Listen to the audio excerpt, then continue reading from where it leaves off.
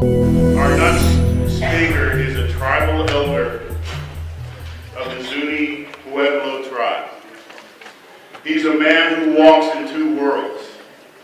He is a degreed civil and structural engineer from New Mexico State, and he headed the Internal Housing Department of the United States government for 30 years.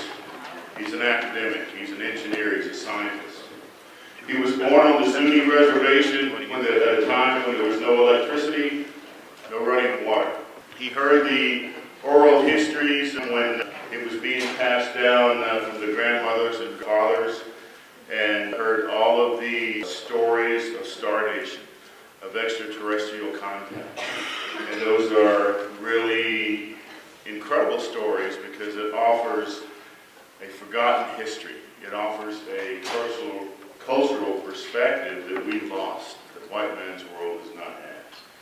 And it is an incredible opportunity to hear this man who has credibility in the academic world to talk about his credible stories in the mystical world.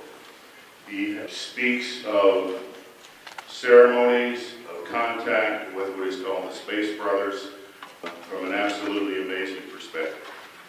So at this point, I'd like to offer a round of applause for Clifford and Mahooty.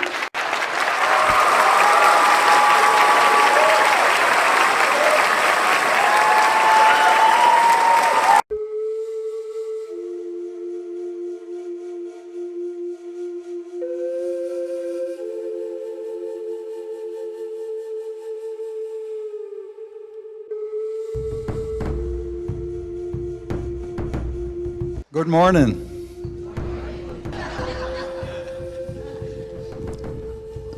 Well, it gives me great pleasure to be seeing some of you folks again here for this year's activity. I've been working pretty hard on a lot of these interpretations throughout the years,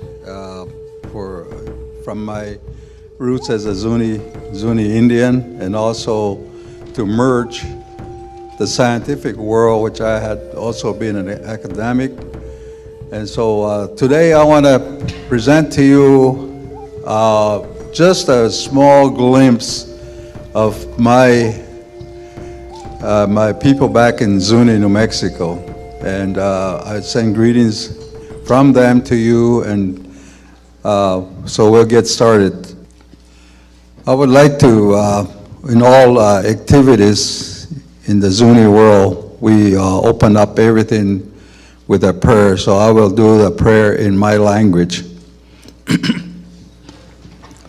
Belesi teona ne lukke yato ne hona yato kitachu yam tetashine kui yela na kwaikana hona ole ete palukke yato ne ilkwat hona kiwo na elatena ade kana ke yamulo na kokshin ke hon iya yu heto national pomata chu hana kalawas panina hom kwa yam kwa ani kwa kana hom to naok na pa akyan iya shuate kana hona on ilo ni kokshikana hon topinda kate kana lukke yato mata chu om sao iya ni kan lo kashum de ho kem kono mata chu kokashin onan kashoni tachili tan sitili tan to dem thana pa ana an awas panina hom ansatuna we to te ko hana yani chud.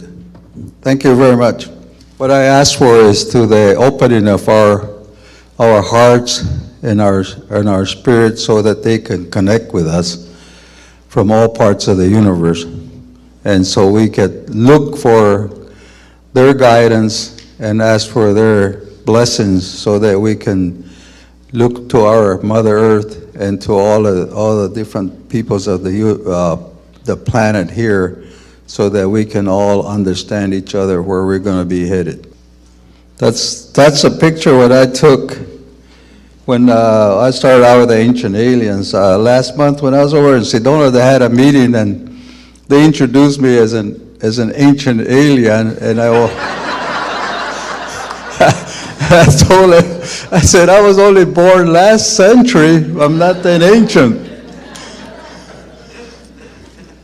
I think it's mostly, some of you have seen me on the History Channel, and it's quite interesting. I don't know if I told you that story about before, about the time that we first did the first documentary over there at Chaco Canyon. The camera crew was late, and we finally got together.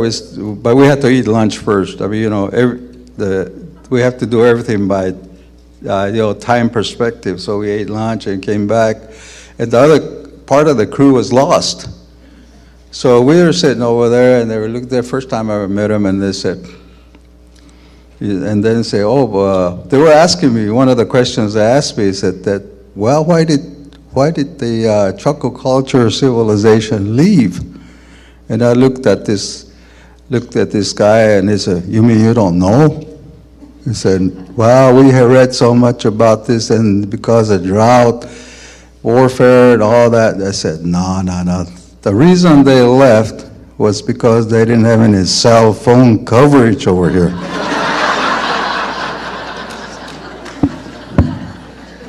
I come from the Zuni Nation. If you look at the Four Corners area where Utah, Colorado, Arizona, New Mexico come together, where that dark spot is where my reservation lies right here. A lot of people ask me how long we've been there, and I say, well, since the beginning of what we call Zuni time, and this was our what they call the center of the Zuni world, and it took many migrations to get to be that point, and there's a whole history about that in other writings. This is the coming in from the north side into the pueblo, and we have our signs just like everywhere else, and this figure up here is usually the symbol given to a lot of our different altars, different ceremonial objects, and we even have kachinas that are pretty well made in this order. And I'll get into the kachina. And so this is also a symbol of a sun, the colors of the rainbow universe.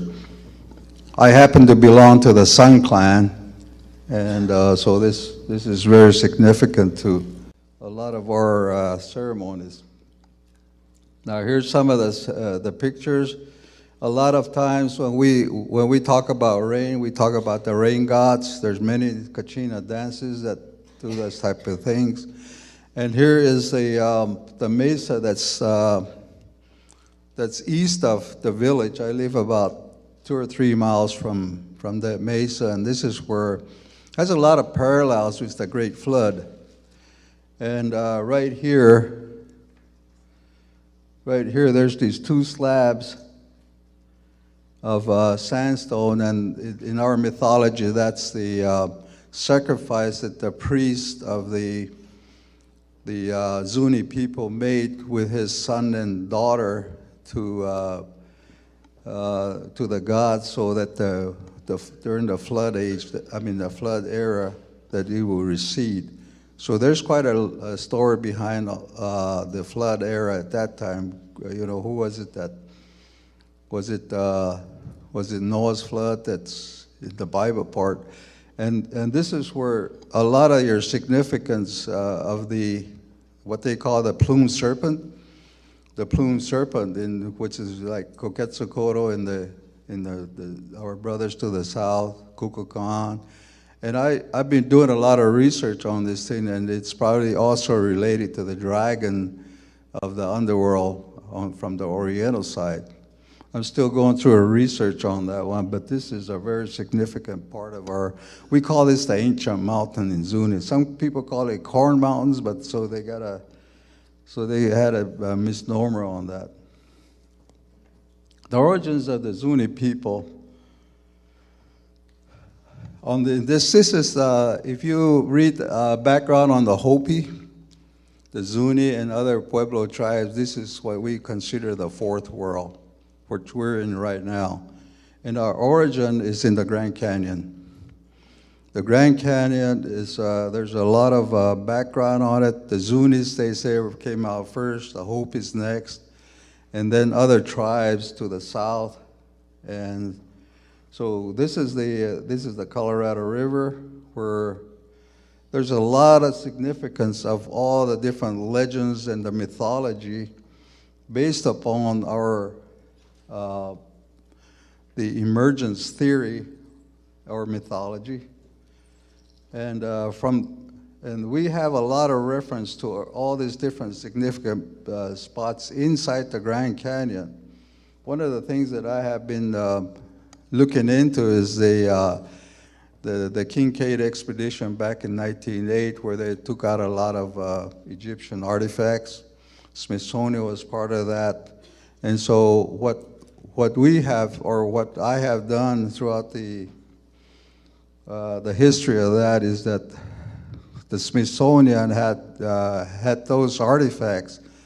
And when we were doing our research about 3, 4 years ago, we started looking into that with the group of us that were looking into the Grand Canyon, and we found out that they said that they dumped it in the ocean, the Smithsonian. So that was also another lie.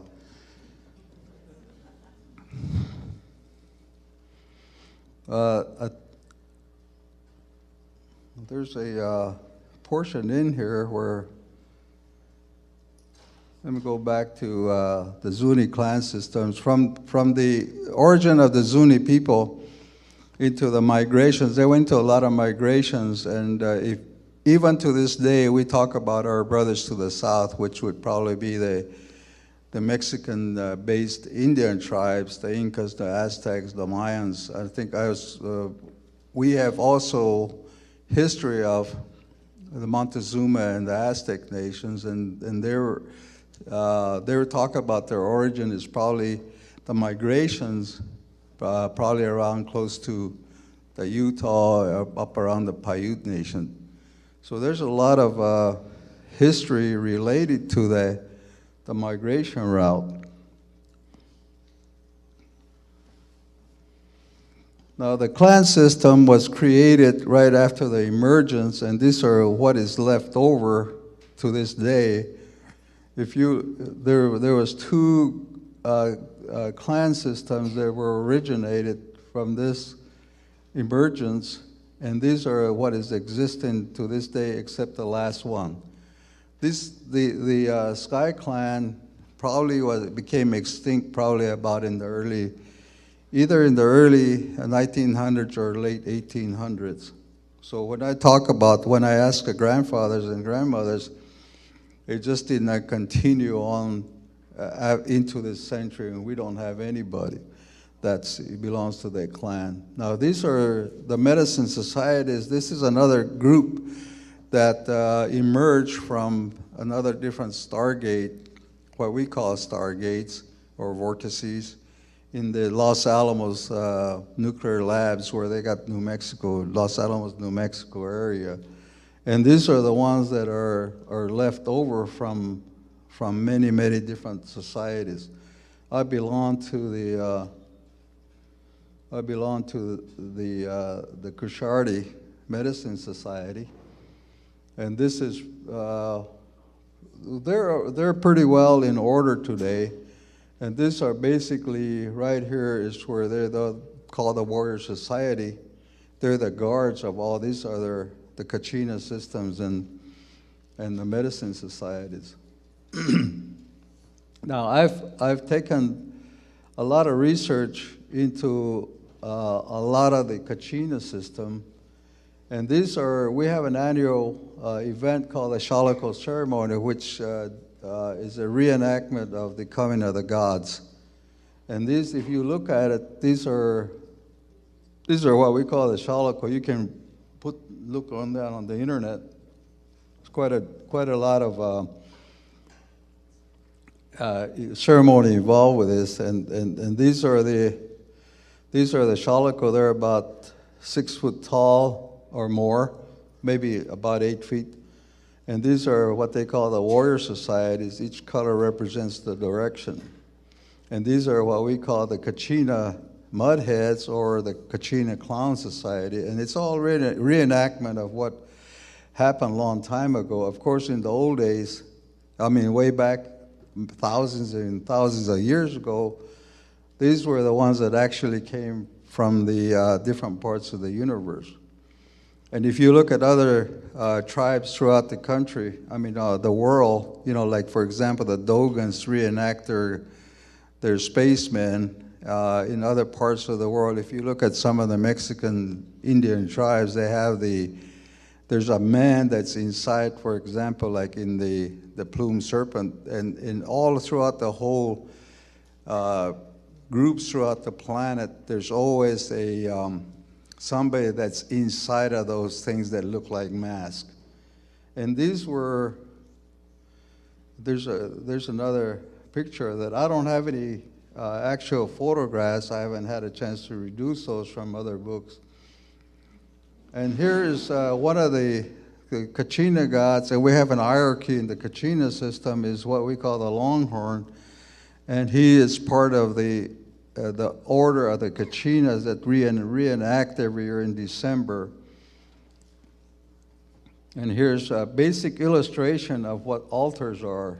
If you look at the sun symbol, and in other altars, there's a star that hangs out here, and all these things that in front of them will be what we call the mothers, and these are the mothers, an artist's depiction of the mothers, and they're the ones that all medicine people hold. Now this is a picture of it looks like a UFO, but it looks like more of a sunspot that caused by a camera. I think we analyzed this, and it was not a UFO. But I want to go into the part where all our traditions and all our history is not in any written form. So we have to depend on each other for the traditional teachings and also the ceremonial. There's so many levels.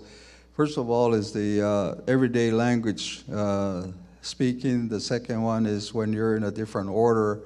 And the highest order is what we call the priesthood level. So all our system is in oral tradition.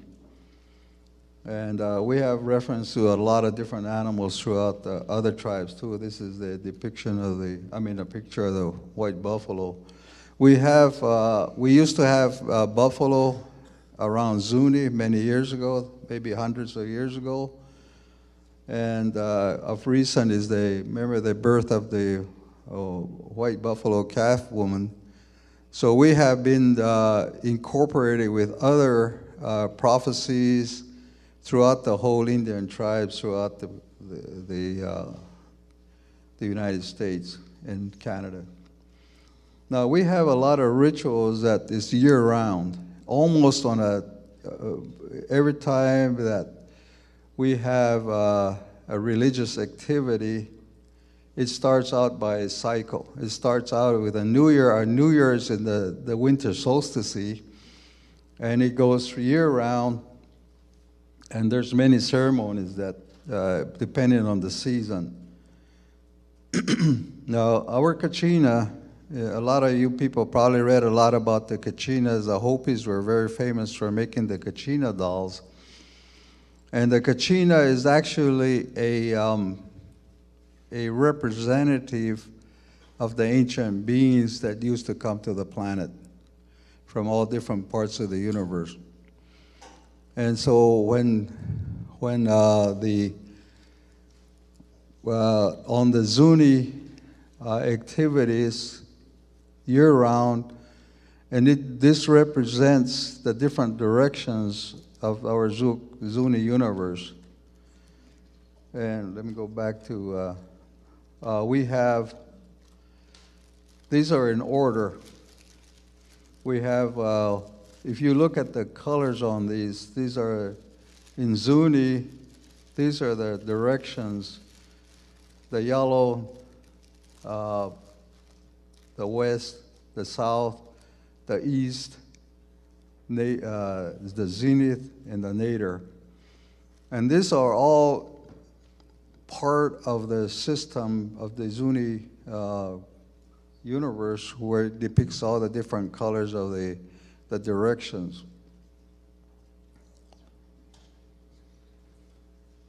And that's me, some back there. Now, Zuni is the center of many different pueblos. At one time, I think in the Spanish entrada we had, they talked about 7 cities of Cibola, or 7 cities of gold.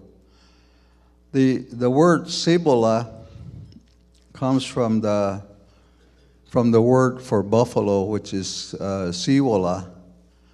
And when throughout a lot of these names were anglicized, so when they first came over here, they thought it was Cibola.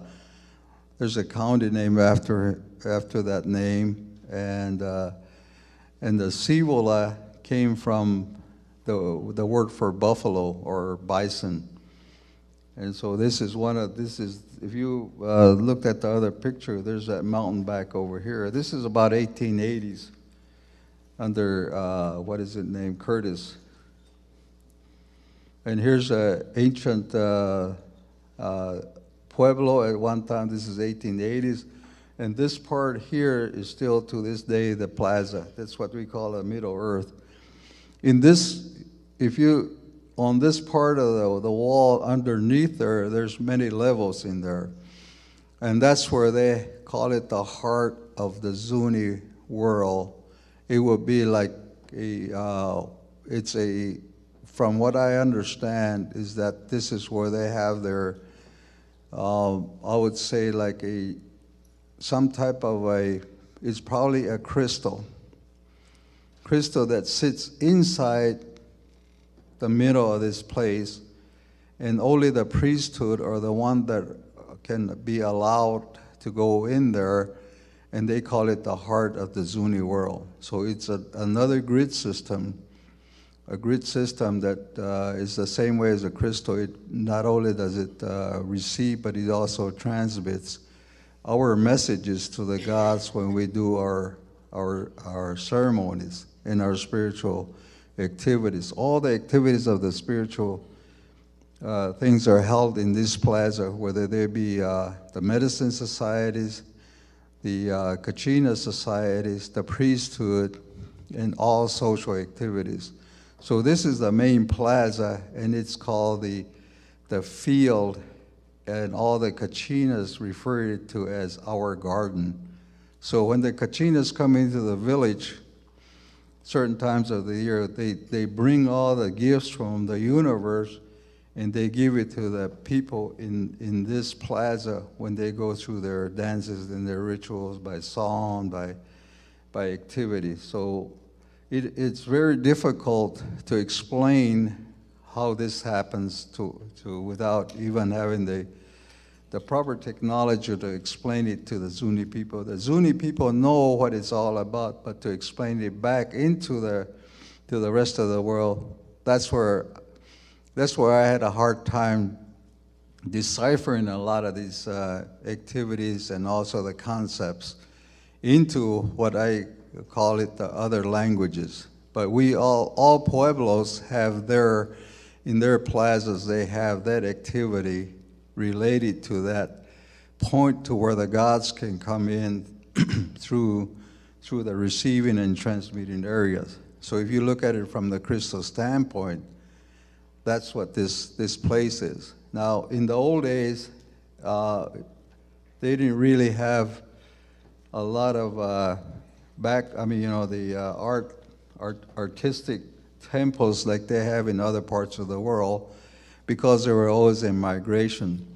They settled this probably in about the same time as the Chaco culture, I would say about 1000 AD. But prior to that, they were all scattered, so they had to combine into 7 villages or thereabouts in order for a lot of different activities. But this is the center part of Zuni. We call it the center world. And here's another. This is there's a right here is what they call the kiva, if you can see. And underneath there, somewhere, they say there's about people that have been in there. They say it's about maybe about 2 stories. Now, if you look at the kiva construction, inside of this is the pathway to the universe. And so everything comes down in there. You go to Hopi, you go to other pueblos, they always have this type of configuration or this architectural layout. Inside of it, this ladder will come down, and in front of the ladder will be what they call an altar. And underneath the altar, it's usually a stone slab, like a fireplace. And underneath that altar is a hole that's drilled into the slab that's underneath the ladder, and that's the passageway into the underworld. So when they do activities within the ceremony and other spiritual practices, this is where the priesthood, the leaders of the Kachina society, they actually talk to the gods, and they also request their assistance, and they also give homage and prayers and everything else, and before they do anything. And then during the time they go in there, and after it's done, they also let them, they go back in there, and they go through another ritual to close the ceremonies. So it's quite complicated if you're don't belong to those orders. Here's one of the people that used to be, in the old days, we used to have a government that was run by the spiritual people. Today we have a constitutional form of government. This is one of the governors. And here, and the next one, this was actually the father of the one that we just saw, and he was one of the great leaders back in the 1800s, during the times of Frank Hamilton Cushing.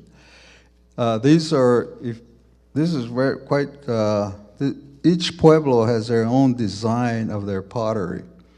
A lot of these pottery symbols were derived from many different cultures: the Nimbus culture, the Hohokam culture, and the different Indians that used to be in southern New Mexico. So during my research, I started looking at all the different symbols on there, and all the symbols on all their artifacts are based upon the star systems.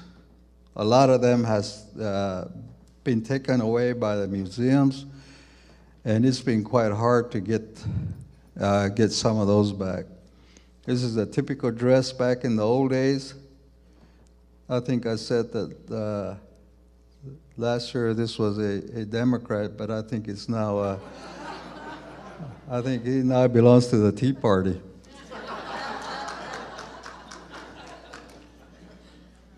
And these are the ovens that I showed you about. It's an adaptation from the Spanish. Here's another picture of those slabs that stick out here. Inside of this, I've never been there, but all the medicine people and the priesthood have access to. There's a cave underneath here where they also make connection with the gods. What this cave is for is when we kill, say, like a deer or a mountain lion and antelope and so on, the wild game that we use for food. After the rituals, they dress up the skull or a bear. It could be a bear. And they dress him up like a medicine man that we do, and they put him back, and they go have a whole ceremony, and they go up to this mountain, and they take him over here like it's to rest, to make that journey, so they can go back into the universe and come back again. So they'll always have their meat for our survival. And there's quite a ritual on this, but there's a whole bunch of skulls in there from way back, maybe in the way long time ago. And so they're actually the medicine people. We call them our medicine warriors. When the medicine men do their curing and rituals, they depict those animals, the mountain lion, the bears, eagles, and so on. And they become them, and so they go into their dimension. So when we kill the animals for our food and for the clothing that we wear from them, buckskins, the fur, and all that. So we go through that. We only kill for our use only. We don't use them for game or anything like that. So this is one of the places that's quite sacred. Another picture of that. And there's this is a south side of that mountain. And I think it was in 1990, right here, this used to be a pueblo. And this was also in the Spanish, when the Indians were kicking the Spanish out of the present New Mexico, they had to go up here because of what they call the Pueblo Revolt. I think it's 400 years ago. And there's actually some ruins up here that they stayed there for about 100 years.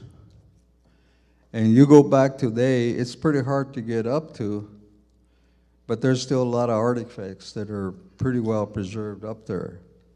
Down here was where one of the pueblos used to be, and let me check the next slide here. There's some slabs that we came across. Oh, this one's here. The only thing that I can figure out was that when the pueblo was over here, when it's intact, these were the slabs that were used as a calendar. And if you recall, in other places like Stonehenge and other places throughout the world, the mountain people and so on, they have a reference to the celestial bodies. And these are still intact. I think this one was taken out some time ago, but there was 6. So this was like a calendar, and the priest, my understanding is that the priest would set back at this rock, and he would during the sun rises, the moon rises, and that's what he was the keeper of the calendar. So I'm still doing a lot of research on that, and eventually I'll go back there and look at the mathematical triangulations and all that to find out exactly what I think that they used them for. And here's another picture of it. If you look, this is going into the northeast side, and this one is missing. I think what happened was that the archaeologists a long time ago, back in about the 20s or 30s, took this out. So there's an indentation in here. For when I was a kid, I used to herd sheep around here. And at that time, I didn't realize that there was such a lot of treasures in that mountain alone. Now, this area right here is this this canyon runs for about 20 miles in there to the southeast. Now, I live down at the about 2 miles from this point here straight west. Back in about the 70s, when I started living out there on the edge of the pueblo where there's no lights and there's nobody around. But when we were kids, we used to see orbs, giant orbs that used to come around, and I used to ask my grandfather. I was about 10 years old. I said, what are those things? He said, well, they're the ones that are the keepers of the world. When there's going to be good weather or bad weather, they warn us. But if it's good weather, it's going to be good weather, good season. They'll be coming around and, they'll be checking. Let's see what happened to that thing now. They'll be checking around. Let me go back to that slide again. See what I told you about? Okay, our springs and our rituals are based on the south side. And each one of these places going this way, that's where all the springs are at. And I think the reason for those springs is because there's a ley line that goes all around that side. There's none up on the north side. But when they come during to warn us about the weather, or maybe it's going to be high winds or whatever, they'll always come out of this. They'll always come out of this canyon right here. In 1974, I believe it was, we were going to have some very severe weather. And I saw a UFO that started out here, and I thought it was a star at first. And it kept coming around here, it gets slowly out here, and it went up here, then it came back down again towards the village. And I was sitting out there in my yard about 2 o'clock in the morning. And that thing was huge. It must have been, it was a real giant. It wasn't an orb anymore, so it must have been like a flying saucer type thing. I had a friend that I told him about this, and he didn't believe me. Maybe I don't think he believed me, so I took him out there. And when that thing came out, I woke him up about 2 o'clock in the morning. I said, come on out there and look at this thing. He ran out there, and he looked at the thing, and it was coming real slow, and he couldn't handle it. He ran back into the house and put the sheets over, the blanket over him, and says, I don't want nothing to do with this thing. So this happens all the time. Up here, in this part of at nighttime, in this area, go another west a little bit, they have a lot of UFO activities. They look like they're playing like tag. And up here is the routes that go from Albuquerque to Los Angeles, down to Phoenix, and this is where they turn when the airplane takes off to Las Vegas. It takes off toward the southwesterly side or up to the north, but a lot of flights, they used to come back in the 70s. They would come over here and they fly across the Zuni reservation, and then they turn and they go over the Grand Canyon into Las Vegas. When those things at that time, the fly routes were such that when the UFO guys were playing tag with each other, I mean, they'll be going, back and forth, and I would always know when an airplane was coming, and all of a sudden they would just freeze and they sit there like they're stars. And after the plane leaves, then they go back to playing tag. It was so fascinating, and people never believed me. But And we have known about UFOs since our teachings.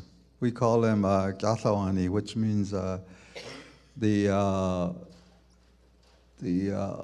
keepers of the mist in the world, the ethereal being world or whatever, the ethereal system. So it's quite an experience to go out there and look at these things.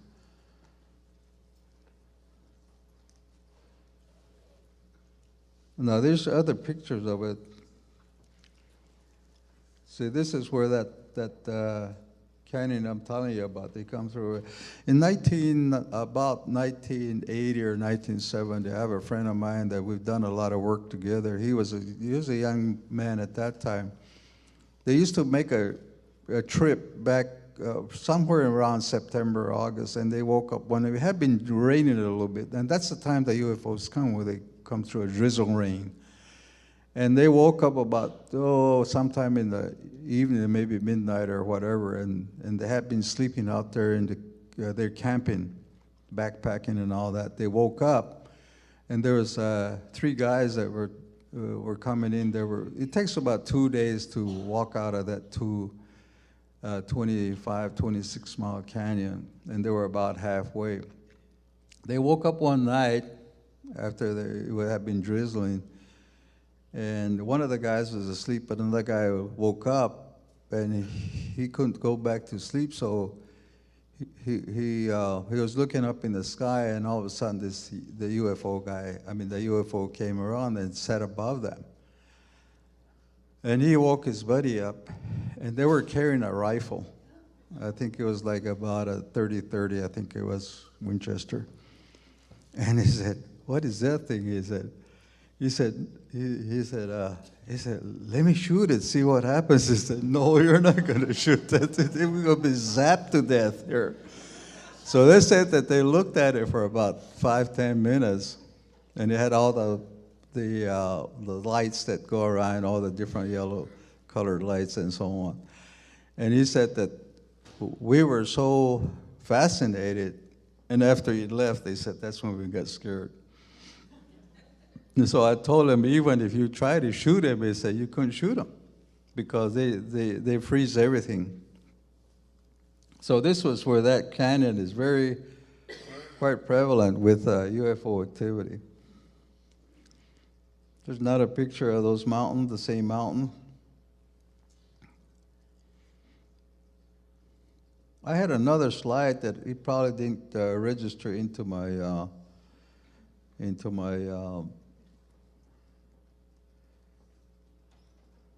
this must be a different one.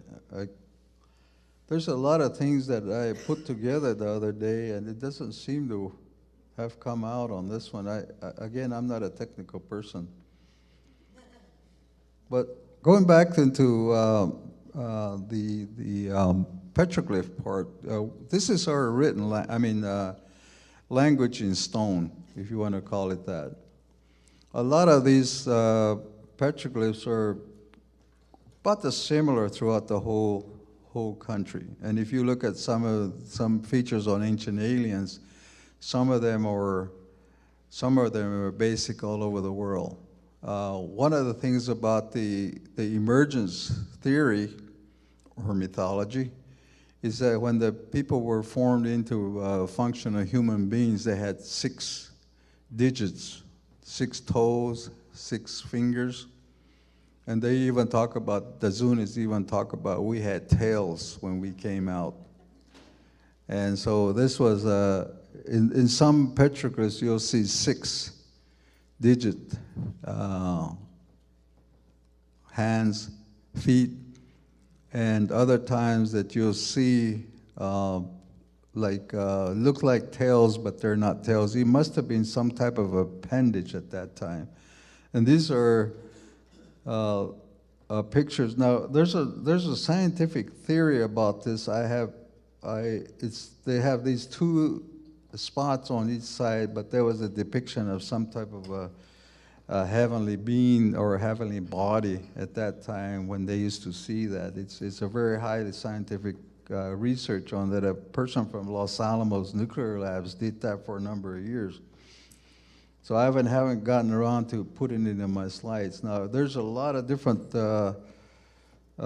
celestial stuff, like here's, for example, the stars, the different planets. One of the things that's interesting is that you've probably seen this in other petroglyphs throughout the world, is this whole thing about, one of the things that they depict on here was the crab nubili back in, I think it was in the 1200s, whenever that was. But again, the other thing too is that it's a, back in the old days, they talk about the supernovas, and they call it the starburst, for lack of a better word, or maybe those are interpretations. So these are all over the reservation. This is on the west side of the village. These are kind of, there's all kinds of different depictions. Maybe they're animals, and here we have this, looks like some type of an animal. I think I got it on this film here. There's a lot of these rock drawings have been added on, and like this one here, even though it's way high up, you can see that it has been kind of worked on. So because of the sandstone, it deteriorates real fast, even though these are under shelter. So it's very difficult to determine whether it's recently made or it was part of the whole drawing system in the old days. The only way that we can figure that out was because if this is over about 10 feet high or maybe 6 feet high, it's very difficult to go up on a vertical cliff and start scratching it all by yourself. But I think this was all due to erosion. This line was due to the rain and the wind and so on, because this is sandstone. Other ones are based on lava rock. But these are stories or records of what the ancients believed in or saw at that time. There's so many of them all over. Here's one that this looks like an animal, but it had to be something. And when the grandfathers used to tell me that these are the beings or things that they saw in the sky, and this was as close to depiction of what they saw up in the sky. So if you look at that, you got little antennas sticking out, look like little arms, but because they were here on the earth, that's the only way they can describe it at that time. And then if you go into the ancient language, the prayer systems, that's where actually they talk about the details of who or what these things are. Here's another one of them. See, a lot of these are up in the air, and they have been overlaid. For example, here, this was put in later on after this one here, so you can see how they go up there, and this is sort of like, this was added on later on the ones that were already there. And it's very hard to decide, what are these things here? And so if you look at it, if you look at the celestial bodies of some kind, there's 3 of them over here. And there's a lot of references to Orion's belt, Pleiades, and other celestial bodies. So it's here's another rock drawing. Again, here's this thing here, plagues, and we've been studying this for a long time now, and it's hard to decipher because there's no history. And those people that knew, now here's one thing that's common throughout the reservation or the part of the country. Here's looks like a bar. There's 2 of them here. And either they're ascending or descending. And when I first looked at this thing, I thought they were like dancing. And then when I started looking into it in a deeper meditation, it was I came to the conclusion that when they came down, they came in 3 at a time, and there's 6. Remember I said the Zuni universe has 6. So they represent perhaps the directions, and they're all grouped together. You go to other places, they're all grouped together. So this looks like some type of either going into what we call the rock roof, which is the atmosphere, or they're coming back and forth into that different realms. So that's quite an interesting one. Now here's one that it took me a long time to figure it out until that guy in Jaime Maussan out of Mexico, remember he's got photographs of UFOs that are like strings. And this is really, the configurations are those is that, you know, that it goes back and forth. And this is a horizontal one, and here's a vertical one. And these have been seen now in many different parts of the world. Now, in the 1880s report by I think it was an ethnologist report of 1929, a lady by the name of Ruth Bonzo, which wrote a book on the Kachinas. And she talks about what the Zunis told her at that time, is that these are what they call, in Zuni word means Kathawane, the one that I said a while ago about the one that takes care of the springs through the different, the points on the Zuni world where they come through the grid system. Now this one of them like this was seen in 1929, and she describes it as a dirigible or like an icicle, and then at that time I think the closest one would have been a dirigible. So this is what the ancients used to see up there during when they used to come. Here's another one here that is inside of this one. When we were looking at this, then the height from here to the ground is about, at least 10 feet. And these are up in the air. And so it'd be very difficult for somebody to etch that within the last 200-300 years. Now we talk about dinosaurs or giant animals in Zuni, and there were giants in those days according to our history. This is some type of an animal, and if you look at this thing, it's a picture of a man. It could be a picture of a man or something. It's held in its mouth, and it's the size of it and the one that's hanging right here. And if you look on this right-hand side here, there's that other being that was on those bar. It's the same configuration as the ones on that bar here, and they're all around here too. So those must have been celestial bodies of some sort, and that's how here we go again. There's 2 more side by side. You can see that right here. And it also has those connectors of some sort, and these are the ones that are also like, like as if they're going up or down. And here's one that you've seen all over the world, whether it's in Asia, China, South America, or whatever. This is the same configurations. The ancient temples have this. And they're all over the reservation, this whole 3 spiral thing. And they're all interconnected. I'm still doing a lot of research on that, on what they represent. It's very hard because the people that knew the background of those are no longer here.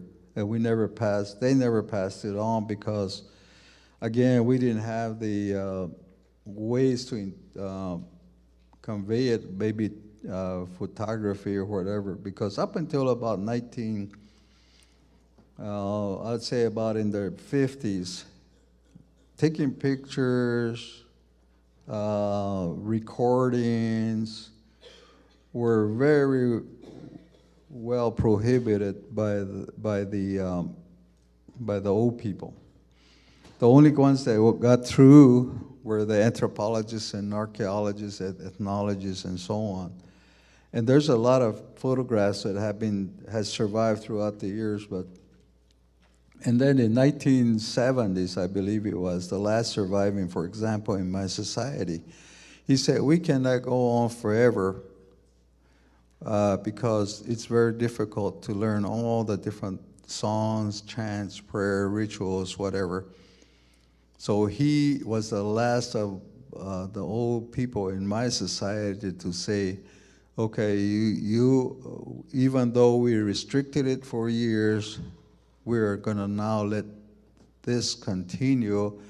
And they told us told my medicine society people, you got to make recordings. So we have the old reel-to-reel tapes, recording tapes that are locked away, and that's where we got all our rituals. It took a long time for them to convince themselves that we cannot continue on because the rituals are very hard. So there's a lot of this information that has survived, and that's what we're re-upping today. And as you well know, if something is sacred, it's pretty hard. I mean, you'll come back around again. So these are some of the information systems that they have interpreted. Now, this is a very interesting petroglyph. You know, when we first looked at this, we didn't see it the first time we went around there, but when the sun changed, we went back the second day, and we were walking around there, and this thing just popped up in front of us. If you look at it, it's got little arms, real short feet, and look at the neck, and right here, and the eyes. And here's a fool. That's at a different angle. And it looks like the present day gray, what we call the gray. And here's where it's an ET shape. Of course, we have a lot of information background on the ETs. And here's another shot of that. Now, if the depth down to the floor level, and right here is where the erosions first started, I believe, and this one is still high above to where even if they went ahead and somebody put that on there. So when we looked at it, so I went back and asked a lot of my godfathers. I said, oh yeah, that's what we call the people that came to us at certain intervals in history. And so that's the one that was probably I don't know how many thousands of years old that is, but they're all over the reservation. One of the places that I used to go, right that first mountain we talked about on the east side, was there's actually a rock drawing of a UFO that's coming in at a sharp angle. In a place called El Morro, New Mexico, where there's got it's a monument, east of Zuni, there was a whole wall that showed ancient Zuni. Ancient Zuni had a big lake, and you can see, they said that they had a lot of UFO rock drawings on that piece of rock, that part of that mountain. And it caved in about probably, I'd say in the early 70s. So only portions of it were left. Either it caved in or somebody blew it up. And we kind of figured it must have been the Forest Service. So there's a lot of information that has been taken away by destruction and deliberate destruction. Some of these are just remnants of what the total system used to be. So that's going on even to this day. Now here's one thing that is prevalent throughout the whole rock drawings. And at first I thought that, well, it's got to be a mountain range. And then I started thinking about it. This looks like some type of a configuration of some type of messages that are received. And here's another one here that's also, if you look at it from that, could be a supernova. And here's one that was that was quite interesting. What we were looking for, this canyon is what they call Hardscrabble Canyon. It's west of Zuni, where in mythology, that's where it made the clans that I showed you a list on. In this canyon, it's got all the drawings of all the different clan people. A lot of people spend a whole bunch of time deciphering all these are like panels. And many years ago when I was doing this thing, they said each one has a historical reference. And they do it by either the star locations or the time of that era when they put this in there. That's the only thing that I can decipher. Now there's a lot of information systems. Now we're talking about the Kachinas, and this is what we call the knife wing god. A lot of your Indian tribes have the thunderbird. This is equivalent to the thunderbird. This is made in jewelry form, and we call him the knife wing god.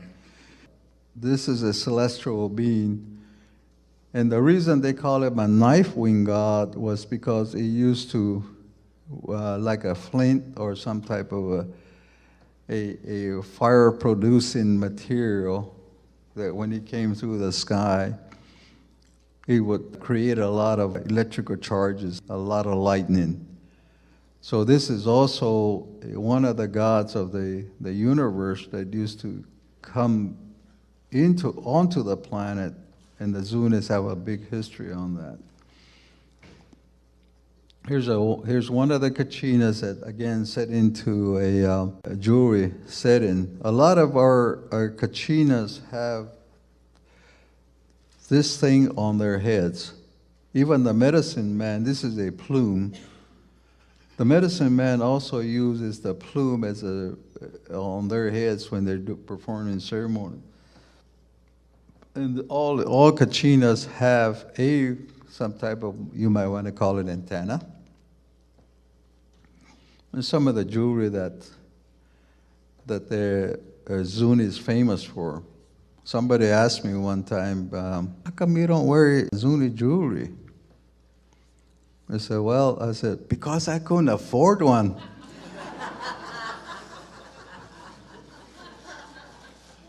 So these are some of I started out to be a silversmith. Both my parents and my family were silversmiths. And I was too lazy. Takes too much work. I'd rather be an engineer, you know. And these are some of the designs that are existing to this day. I want to spend more time with your questions and answer. I think it's appropriate that you ask. Can you describe some of your insights about the Zuni's relationships to the extraterrestrial beings that are represented in the Kachinas, and what their meaning is for the Zuni today? The Zuni depiction of the Kachina is that those are the ethereal beings from different parts of the universe. In the original, after the world was created where we are at, they're the ones that have always been here. And long time ago, I don't know how many thousands, could have been millions of years ago, the actual beings used to come into the Zuni with the Zuni people.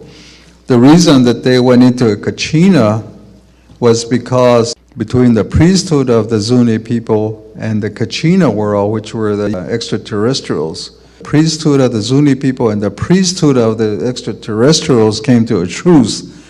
saying that yes, we'll come, but we'll come as we'll come with you, but we'll be invisible. So that's the reason that they went into the Kachina society. Now, if you look back at history, there has been no mask that has been found in the ancient culture, so it must have been pretty recent, maybe 2,000, 3,000, 4,000 years ago. If that was the case, they would have found out that masks were made because they can survive for a long time. So this was quite recent in human history that the extraterrestrials had to become invisible when they come in here. Well, they become visible a lot of times, but that's on certain doings that they do, especially in the medicine orders. So we're conduits of the healing practices that were given by many different civilizations throughout the universe. And they, the same way with the medicine people, we're conduits. We only use their technologies, and they gave us those technologies. A lot of that has to do with crystals. We use a lot of crystal technology. Some of those artifacts are quite old. I try to figure out how old they are, and they told me that they've always had them. So this is way, way before, and they still got them to this day. Does that answer your question? Any other questions? Is the Four Corners area actually a portal that makes it easy for star beings, so to speak, to come in?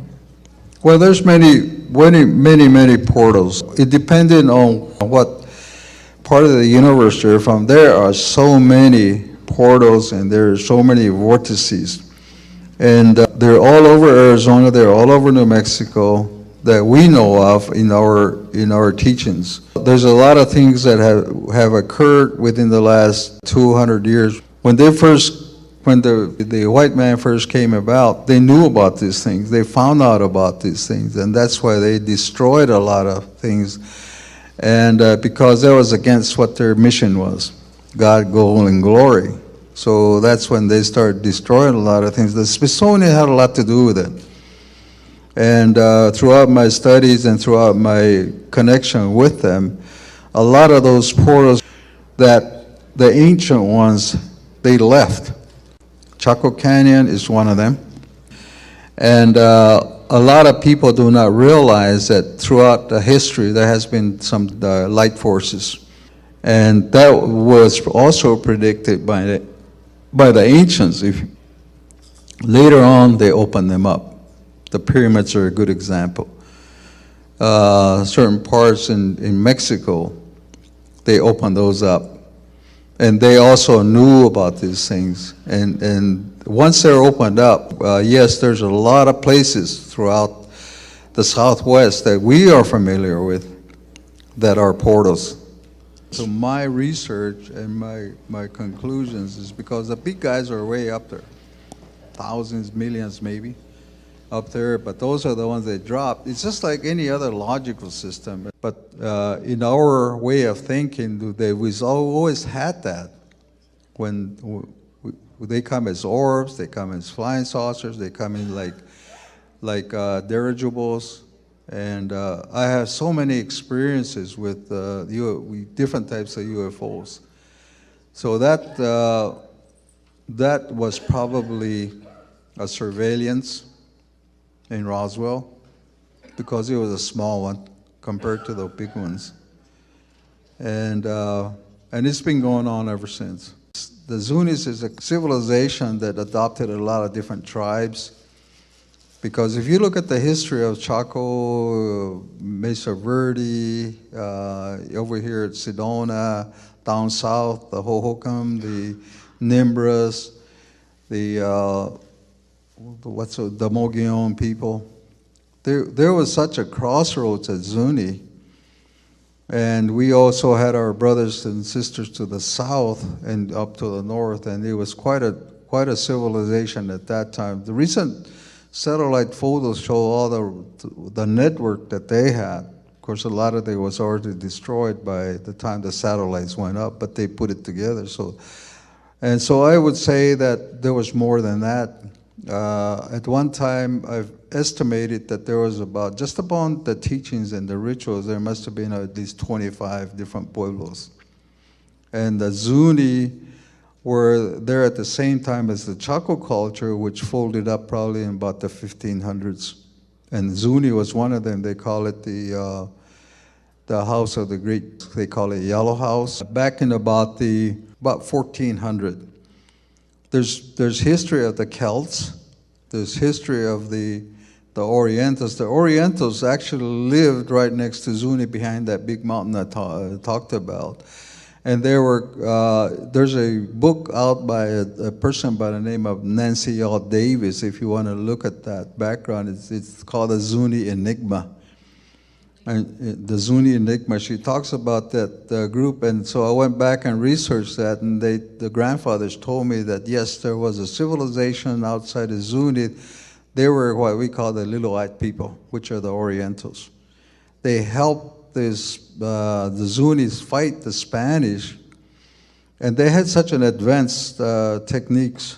When the Spanish shoot them with their ball and musket or whatever, they haul them back into their caves, and they resuscitate them. Here they come back around again. You know, the same guys that they shot, and they revive them back up. And so this is a very thorough history on those people, and they left probably right before the Spanish took over, and they're gone. They probably went back into wherever they came from, probably the Orient or somewhere. But that's really interesting because there was no interaction, intermarriage or anything with those people. They kept to themselves. They've probably been the same order as the Dalai Lama group, you know, the Tibetans. But thank you very much.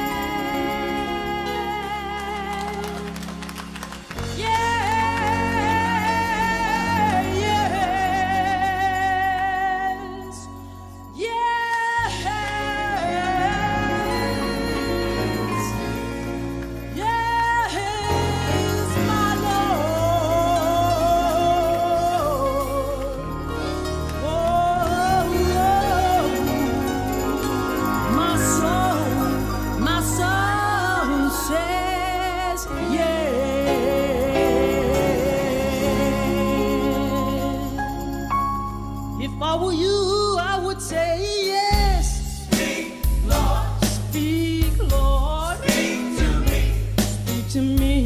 Speak, Lord. Oh, speak, Lord. Speak to me. Won't you speak to me? Speak.